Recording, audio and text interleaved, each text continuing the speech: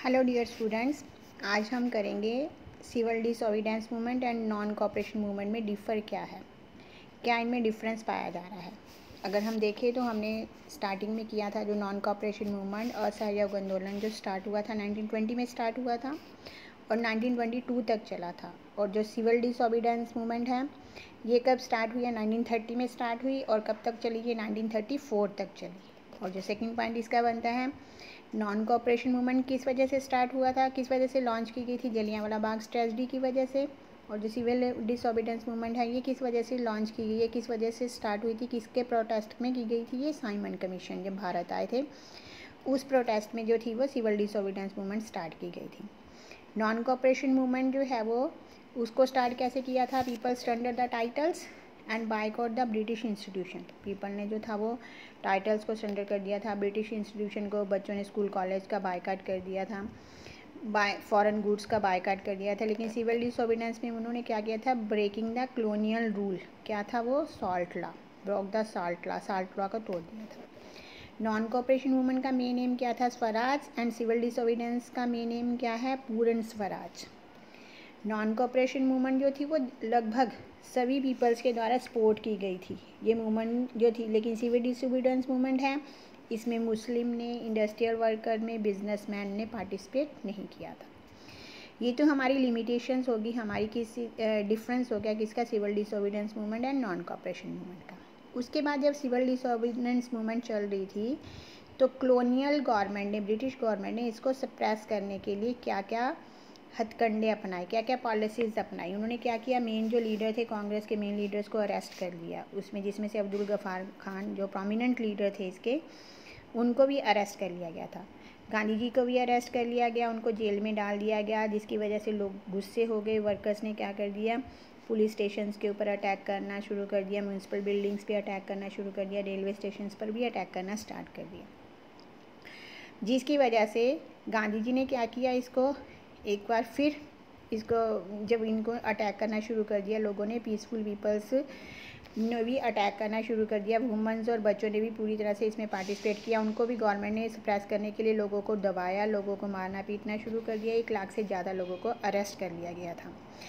Due to this Gandhi ji called off CDM। जब हमने पहले भी देखा था जैसे ही वायलेंस होता था गांधी जी ने नॉन कोऑपरेशन मूवमेंट भी वापस ले ली थी और इसको भी वापस लेने के लिए सोचा। इसके लिए उन्होंने क्या हुआ, गांधी इरविन पैक्ट 5 मार्च 1931 में जो था वो गांधी इरविन पैक्ट, गांधी जी और इरविन के, लॉर्ड इरविन वाइस राय थे उस समय हमारे देश में, उनके बीच में एक समझौता हुआ। समझौते में उन्होंने क्या किया, गांधी जी ने बोला कि हम जो है वो सिविल डिसोबीडियंस मूवमेंट वापस ले लेंगे, लेकिन जितने भी हमारे लीडर्स को, जितने भी लोगों को अरेस्ट किया गया है, गवर्नमेंट क्या करेगी, ब्रिटिश गवर्नमेंट उनको रिलीज़ कर देगी, उनको छोड़ देगी। लेकिन जब वो वहाँ से वापस आए, लंदन से वापस आए तो डिसअपॉइंट थे, क्योंकि अभी तक गफ़ार खान और पंडित जवाहरलाल नेहरू जो थे वो अभी भी जेल में थे। तो गांधी जी ने दोबारा से जो थी सिविल डिसोबीडियंस मूवमेंट स्टार्ट की, लेकिन तब लोगों ने इतना पार्टिसिपेट नहीं किया और 1934 में दोबारा ये जो थी वो सिविल डिसोबीडियंस मूवमेंट ख़त्म हो गई, इसको बंद कर दिया गया। उसके बाद जो था वो, जैसे हमने नॉन कोऑपरेशन मूवमेंट में देखा था, वर्कर ने, पीजेंट्स ने, या फिर शहरों में रहने वाले मिडिल क्लास पीपल ने जो था वो कैसे पार्टिसिपेट किया था, इसमें क्या क्या योगदान दिया था नॉन कोऑपरेशन मूवमेंट। उसी तरह सिविल डिसोबीडियंस मूवमेंट में भी लोगों ने किस वजह से, तो मेन पर्पस उस समय नेशनलिज्म की भावना नहीं थी लोगों में, लोग सिर्फ अपने पर्पज़ के लिए जो थे वो पार्टिसिपेट कर रहे थे। उन्होंने साल्ट लॉ में कैसे पार्टिसिपेट किया, देखो सबसे पहले रिच पीजेंट्स जो के थे उन्होंने किस वजह से पार्टिसिपेट किया था, उनको ये लगता था, रिच पीजेंट्स को ये लगता था कि अब जो है वो फसलों के दाम बढ़ जाएंगे, जिसकी वजह से उनको बेनिफिट होगा। लेकिन जब असहयोग, ये सविनय अवज्ञा आंदोलन चल रहा था, सिविल डिसोबीडियंस मूवमेंट चल रही थी, तो उनको क्या लगा, उस समय व्यापार डिप्रेशन में चला गया था। हमने देखा था इकोनॉमी जो थी वो डिप्रेशन जो थी, क्राइसिस, इकोनॉमिक क्राइसिस हो गए थे, चीज़ों के दाम बहुत ज़्यादा कम हो गए थे, तो इसकी वजह से उनको काफ़ी ज़्यादा डिसअपॉइंट हुई और किसानों को भी लगता था कि उनके रेवेन्यू माफ़ हो जाएंगे, लेकिन ऐसा नहीं हुआ। उसके बाद अगर हम देखें, लोगों के लिए बिकम नेसेसिटी, यानी कि हार्ड हो गया था लोगों को सपोर्ट करना, CDM को, सिविल डिसोबीडियंस मूवमेंट को सपोर्ट करना लोगों के लिए काफ़ी मुश्किल हो गया था। वो ज़्यादा देर तक जो थे वो बायकॉट प्रोग्राम में पार्टिसिपेट नहीं कर सकते थे। उनका जो था वो उनका मेन पर्पज़ जो था वो रेवेन्यू ना पे करना, हाई रेवेन्यू को कम किया जाए, लेकिन स्वराज में जो था वो उनके रेवेन्यू को कम नहीं किया जा रहा था, बल्कि उनको डिसअपॉइंटमेंट हुई थी काफ़ी ज़्यादा जो थी वो सिविल डिसोबीडियंस मूवमेंट में। जब सिविल डिसोबीडियंस मूवमेंट 1931 में वापस ले लिया गया था, दोबारा से शुरू किया गया था ना, फिर 1934 में वापस लिया था। तो दोबारा जब सिविल डिसोबीडियंस मूवमेंट शुरू हुआ तो उन्होंने उसमें पार्टिसिपेट नहीं किया।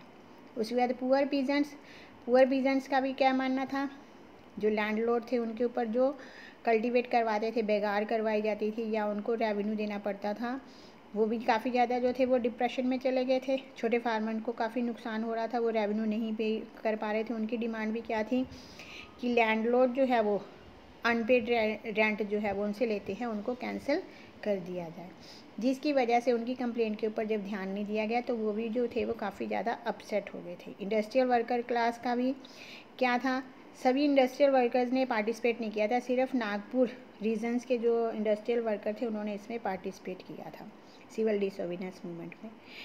कहते जिन्होंने भी पार्टिसिपेट किया था उन्होंने भी क्या किया था, फॉरेन गुड्स को बायकाट वगैरह करना जब शुरू कर दिया तो हमने उसमें भी देखा था कि लेकिन ये फॉरेन गुड्स जो थी वो सस्ती पड़ती थी, इस वजह से दोबारा लोगों ने इसको जो था वो यूज़ करना शुरू कर दिया था। लेकिन उनकी जो उनका जो मूवमेंट में वो किस लिए थे, वो जो उनकी जो लो वेजेस मिल रही हैं उनकी वेजेस को बढ़ाया जाए, पुअर वर्कर्स की कंडीशंस को जो है वो इम्प्रूव किया जाए। लेकिन इसमें जो था वो नॉन सिविल डिसोबीडियंस मूवमेंट में ऐसा कुछ नहीं हो रहा था लोगों के साथ। इस वजह से वर्कर्स जो थे, वर्कर्स की जो डिमांड थी industrial would not like it, क्योंकि बड़े बड़े उद्योगपति जो थे वो इसमें नहीं मिल रहे थे गांधी जी के साथ, और वर्कर्स को भी लग रहा था कि ये सिर्फ इंडस्ट्रियलिस्ट की बात को माना जाता है। इस वजह से वर्कर्स ने भी इसमें पार्टिसिपेट नहीं किया था। वुमेंस ने जो था वो इसमें बहुत ज़्यादा बढ़ चढ़ कर भाग लिया था। जब भी गांधी जी, हमने देखा था दांडी यात्रा जब चल रही थी, जहाँ से भी जिस गांव में से भी निकल रहे थे वुमेन उनको औरतें काम करके उनको सुनने के लिए आती थी। बच्चों ने भी इसमें पार्टिसिपेट किया।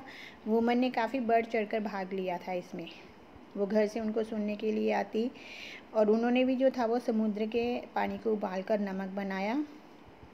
और उनको भी बहुत सारी औरतें जो थी वो जेल में गई थी, उन्होंने भी जो था वो इसमें आज़ादी के मिशन में भाग लेना शुरू कर दिया था। अब है इसकी लिमिटेशंस क्या हैं, CDM की लिमिटेशंस क्या हैं, सीमाएं क्या थी, किस वजह से ये सक्सेसफुल नहीं हो सका, क्या कमियां रह गई थी इसकी कि जिसकी वजह से ये सक्सेस नहीं हो सका था। सबसे पहले क्या है बेटे, Congress was ignore the Dalit and depressed class. Congress ने किस चीज़ को इग्नोर, सभी लोगों को साथ नहीं ना लेकर चले थे, दलितों को और डिप्रेस्ड क्लास को, जो गरीब वर्ग था उनको इन्होंने इग्नोर कर दिया था। और fear of defending the conservation high class Hindu, और क्या था उनके दलितों और उनके मन में क्या डर था कि जो हाई क्लास के लोग जो हैं, कंजर्वेटिव लोग जो है वो उनको दबाने की कोशिश करेंगे। उसके बाद है फ्रॉम मिड 1920 1920 के मध्य